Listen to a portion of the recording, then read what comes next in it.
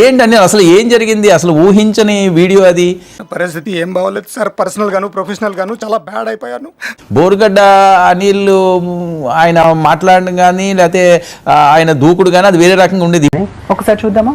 వద్దులేండి ప్లీజ్, ఒకసారి చూద్దాం. వద్దు, నా కోసం ఐఎమ్ హంబుల్ రిక్వెస్ట్. ఇప్పుడు సీఎం ఆర్డర్ ఇస్తే అబ్బాయి కొడుకు నేను లేపుతా. జగన్మోహన్ రెడ్డి జోలికి వస్తే చంద్రబాబు నాయుడైనా వడయ్య ఖర్జూర్ నాయుడైనా లోకేష్ గాడైనా కాలానికి విపరీతమైన మెమరీ పవర్ ఏ సన్నివేశాన్ని మర్చిపోదు. రాత రాసిన భగవంతుడు కూడా మిమ్మల్ని కాపాడలేడు. రాసి ఎంత వాగుడు వాగాను మూర్తి. అబ్బబ్బబ్బబ్బ ఒక్కడికి ఎందుకు ఈ నోటితోలంట? ఇప్పుడు చూస్తే చాలా సౌమ్యంగా మీ వైఫ్ తో కూర్చుని అక్కడ నిరసన వ్యక్తం చేయడం వెనుక ఇన్సైడ్ ఏంటి? మళ్ళీ ఏం చేశారు? నన్ను ఉద్యోగంలో తీసాడు. నిన్ను తీసేశారా? అవును, కూరలో కరేపాకు తీసేసినట్టు, చారులో కొత్తిమీర తీసేసినట్టు నన్ను తీసాడు. పార్టీకి పనిచేసాము. ఒక లైన్ దాటి అప్పట్లో ప్రతిపక్షంలో ఉన్న చంద్రబాబు నాయుడు గారిని అయితేనేమి, పవన్ కళ్యాణ్ గారిని అయితేనేమి ఒక మాట దాటడం జరిగింది. జాగ్రత్త, ఎవరనుకున్నావు? నల్ల బాలు, నల్ల త్రాచు లెక్క.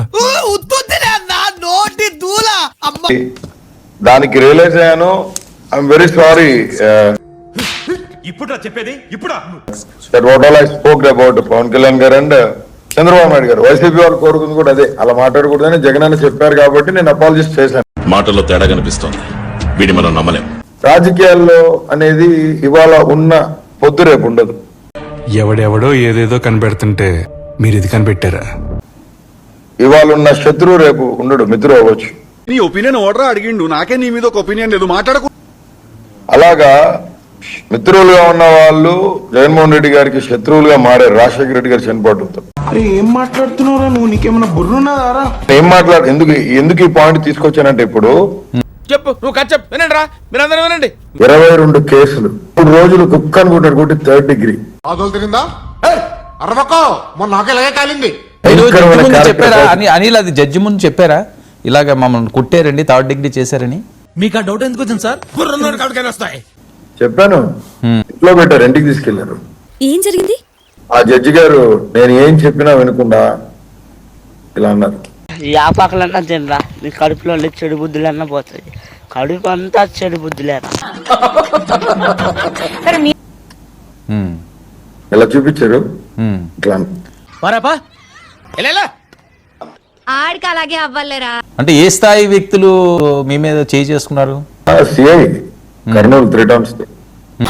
నిన్ను కొడుతున్నాడా? రీజన్ లేకుండా కొడుతున్నారమ్మా.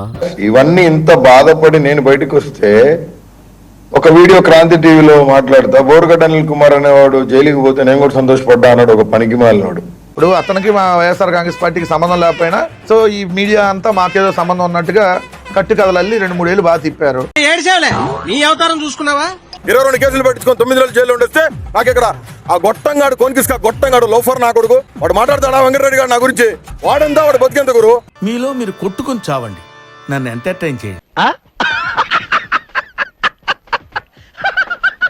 ఆరుమూరి వెంకటరెడ్డి అడుపు గాలిపోతుంది. మళ్ళీ వాడిని సాక్షిలో కూర్చోబెట్టి రోజు వాడికి వెంకటేశ్వరాన్ని పూజించాడు, వాడిని పూజిస్తా ఉన్నారని. దాకా నేను చెప్తున్నాను, కేఎస్ ప్రసాద్ అనే వ్యక్తి బిఫోర్ తపేలా ఛానల్ ఉన్నాడు, ఆఫ్టర్ తపేలా ఛానల్ ఉన్నాడు.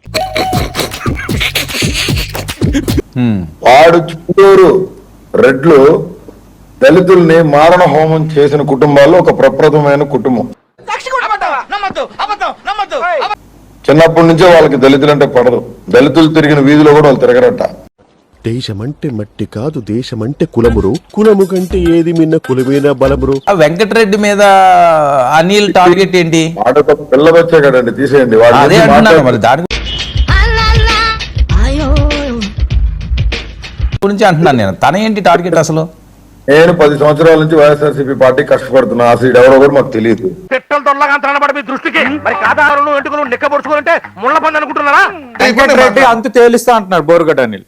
అంటారు నాకు చాలా మంది ఫోన్లు చేస్తారు, మెసేజ్లు చేస్తారు, బూతులు తిట్టేవాడు ఉంటాడు, నేను చంపేస్తా ఉంటారు, నేను స్టూడియోలో చంపేస్తా ఒకడు అంటాడు. ఇవన్నీ నేను గడిచిన 7-8 సంవత్సరాలుగా చూస్తానే ఉన్నా. చాలా కాన్ఫిడెంట్ గా ఉన్నాడు. వాళ్ళల్లో ఇతను ఒకడు. ఏం చేస్తారు? నాకు ఎన్ని రోజులు ఆయుష్ రాసి పెట్టి దేవుడు ఉంటే అన్ని రోజులు నేను ఉంటా. వీళ్ళను ఇంకొక ఆయన నన్ను ఏదో చేసేస్తా అంటే అది అవ్వదు కదా. దరిద్రుడాన్ని చంపడానికి బెల్ట్ బాంబులు కావాలరా? వాడేసిన పాత బ్లేడ్ చాలరా? నీచుడా, చూద్దాంలే. చూడటం కాదండి, మీరు చెయ్యాలంతే. మీరు ట్రై చేస్తారన్నారంటే అది ఓకే అయిపోయినట్టు.